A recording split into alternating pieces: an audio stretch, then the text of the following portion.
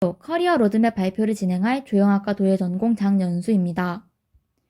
저의 발표는 자기 이해, 목표 설정, 직무 역량과 나의 역량, 구체적인 목표 달성의 순서대로 발표를 진행해 보도록 하겠습니다.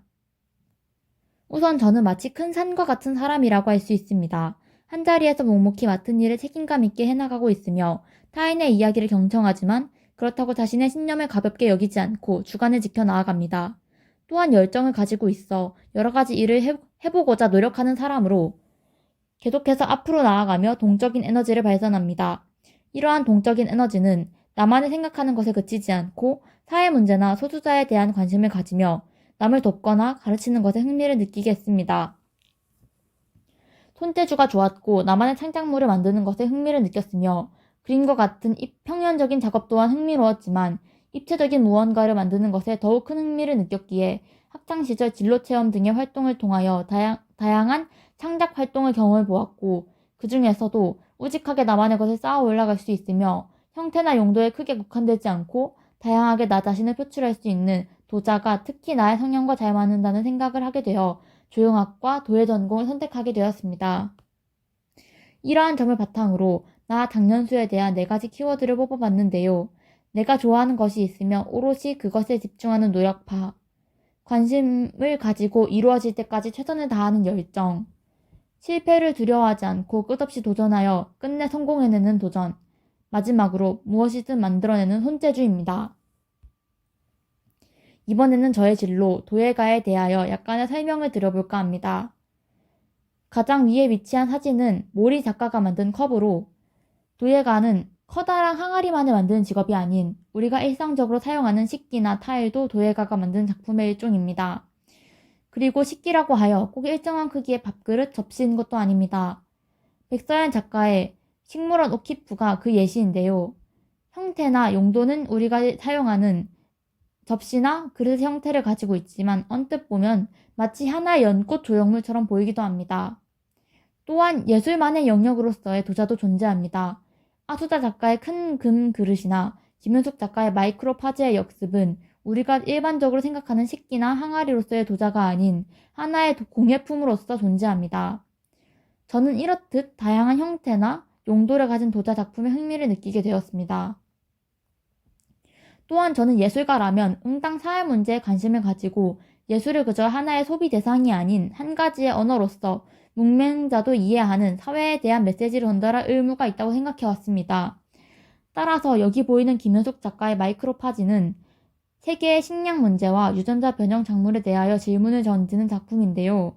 이러한 작품처럼 저 또한 작품을 통하여 세상에 의문을 던지고 문제를 넘기는 사람이 아닌 예술이라는 언어를 통해 끝없이 문제점을 가시화시키고 싶다는 생각을 하게 되었습니다. 또한 나 혼자만의 세계를 탐구하는 것을 넘어서 타인도 흙을 통하여 자신만의 세계를 열어가는 법을 알려주고 도움을 주고 싶어 도예 공방을 운영하는 도예가를 저의 진로 목표로 선택하게 되었습니다. 도예가가 되기 위해선 우선적으로 도자기의 제작 능력을 길러야 합니다. 그렇기 때문에 도자기의 특성, 흙의 성질에 대하여 자세히 배워야 합니다. 그리고 나의 의견에만 갇혀있는 것이 아니라 소통을 통하여 남과 나를 연결하는데 이러한 태도는 구매자의 의견을 수용하여 경쟁력 있는 상품을 만들 수 있고 더욱 다양한 방식으로 나의 의견을 전달할 수 있게 됩니다.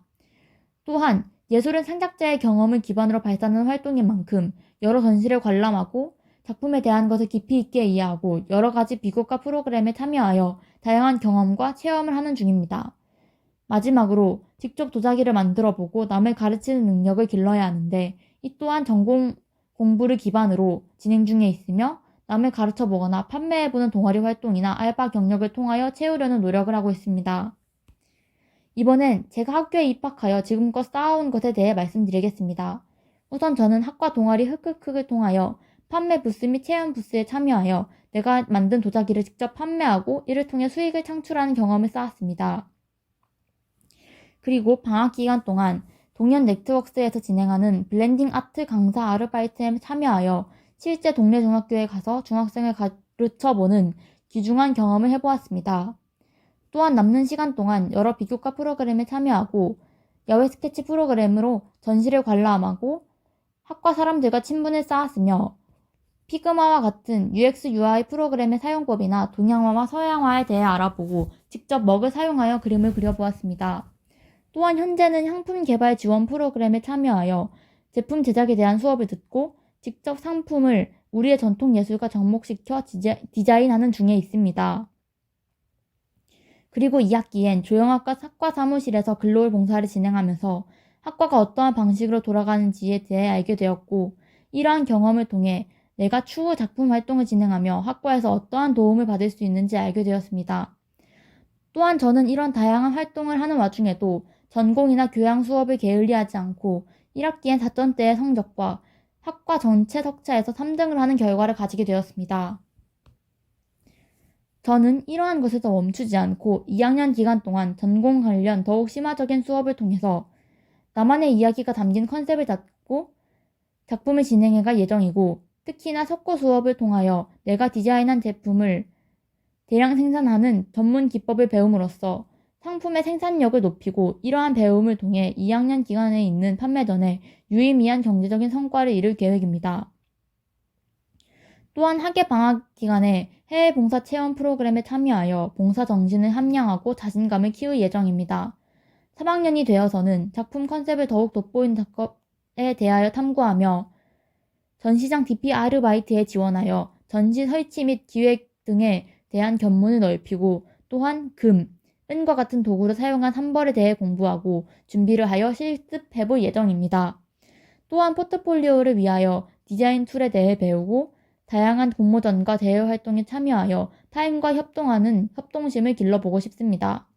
마지막으로 4학년이 되어서는 전공과 작품에 전념할 예정입니다. 지인들과 함께 개인적으로 전시를 개최해보는 경험을 쌓고 졸업과 동시에 개인 공방을 창업하기에는 현실적으로 힘든 점이 있으니 기존 대학 선배의 공방이나 다른 공방에서의 아르바이트를 통하여 공방을 이끌어 나가기 위한 여러 능력을 강화시킬 생각입니다.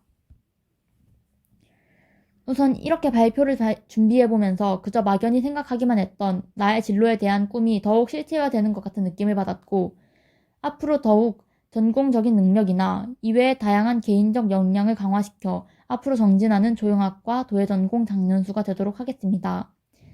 제가 저의 꿈을 멋지게 빚어가는 모습을 지켜봐 주시길 바랍니다. 이것으로 발표를 마치겠습니다. 경청해 주셔서 감사합니다.